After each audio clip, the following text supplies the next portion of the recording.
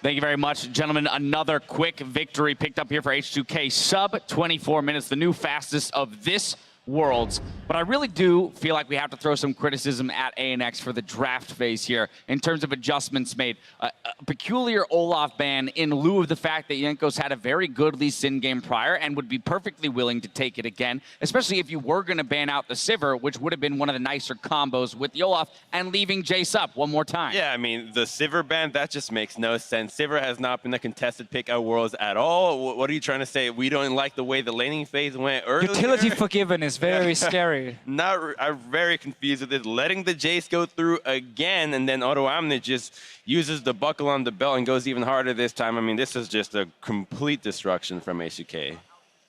Kobe, you looking pain. You want me to get in on picks and bans? I mean, I want some help. I mean, come on. Yeah, so the thing is, Sivir, I 100% agree. Not worth banning against Forgiven. Whenever he plays Sivir, it's all about topside instead, which is more than okay, you know, when you play against H2K. It actually makes you very predictable. Okay, Odam is going to be the carry. Maybe try and shut that down.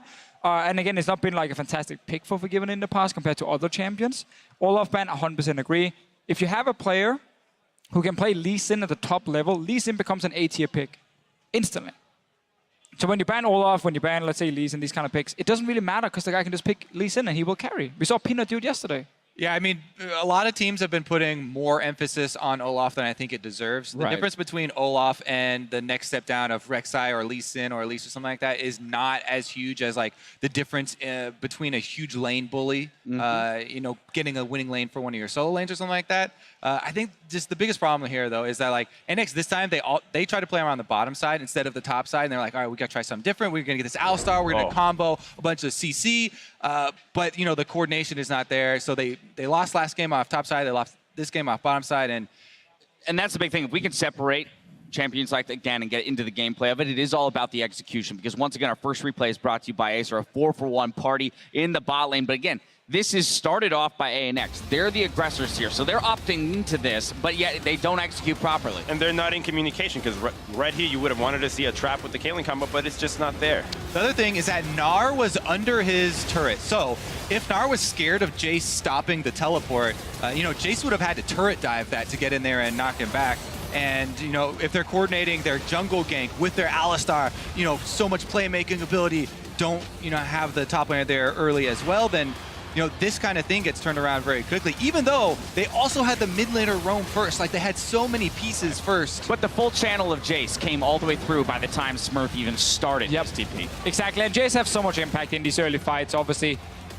I think just the sad thing for ANX is their composition gets to look like, or the pick and ban phase looks even worse because this play goes so wrong. And again, that's on execution. I actually think going Alistar against Zyra, it makes a lot of sense because you want to try and camp that lane. Zyra can't really get out of the combo in any way, and then obviously follow up by a trap, and she should actually die. Well, speaking of traps, I mean, okay, so you start trap level 1. Not really sure why. We're thinking maybe they're trying to cheese, maybe an early gank to the bottom side, but the route that Elise takes is going top after 3 camps, and then the combination on every combo. There was not a single combo in that game that was followed up by a proper trap, and that just blows my mind.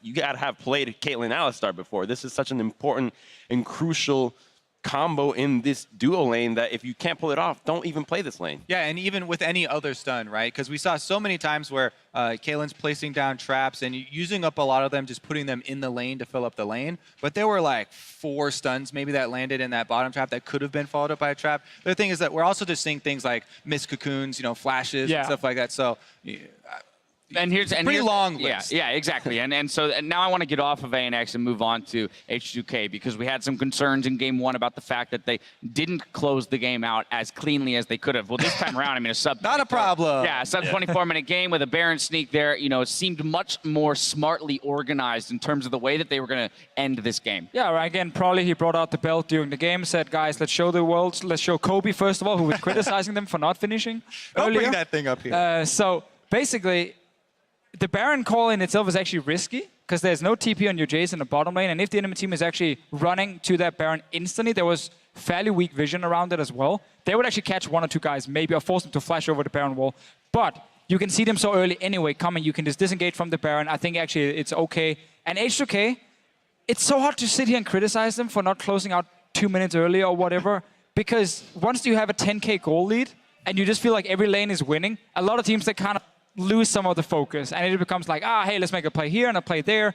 And I don't think they would do that if they were playing against Samsung and had a massive lead also. Yeah, the thing about that Baron call, I actually thought it was extremely good. You know, they showed 3 members, all the DPS members of their team in lanes pushing up the waves. And even though Vlad and Lee Sin probably couldn't finish off that Baron, they got it really low, and they pushed up the lanes in both mid and bottom. So all the vision just shrinks, and even if you move up from the point that all the DPS members leave, it's still going to be too late. All right, so moving into game 3, I'm going to assume you guys will ask for a Jace ban here. Teams are swapping sides one more time, but as per usual, when it's do or die time, I do ask you guys, how do we craft a victory for the team that's on the back foot here? Any wild and crazy ideas? Well, from yesterday, I'm going to say if H2K decides to mess around, have a little fun, I think that ANX might have a shot. But, I mean, you lost 22 minutes in. The previous one could have been like a 25-minute loss as well.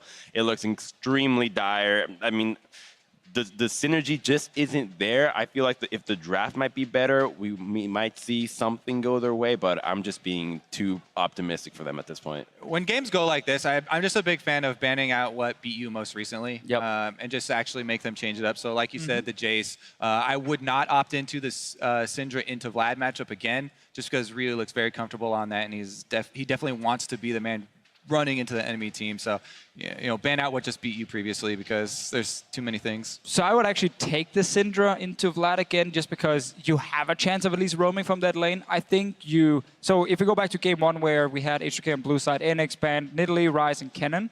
I think you keep the Kennen and the Nidalee and you just replace the Ryze with Jace. Most likely we see a first pick Caitlyn then coming in. But you can try once again to then get the Syndra for yourself in mid lane. Try and get a lane in bot lane you can actually gank. And then try and go for that exact same play you just pulled off in this game.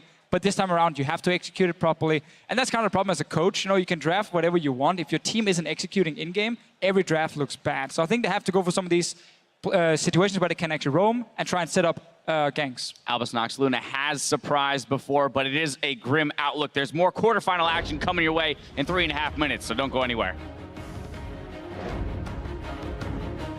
Kira gonna stun him up again. Liquid does go down to Jankos on the other side of the fight. It's a disaster. Smurf turns it around. Dragonball's gonna knock him up, and he goes down as well. It's just not enough to save anyone. On his way up, and here comes Jankos again. Kick after the Q. Jankos takes down another. And it's those little things, applying the Q before the R here. Jankos tanking the Oh turret. my goodness! Oh no.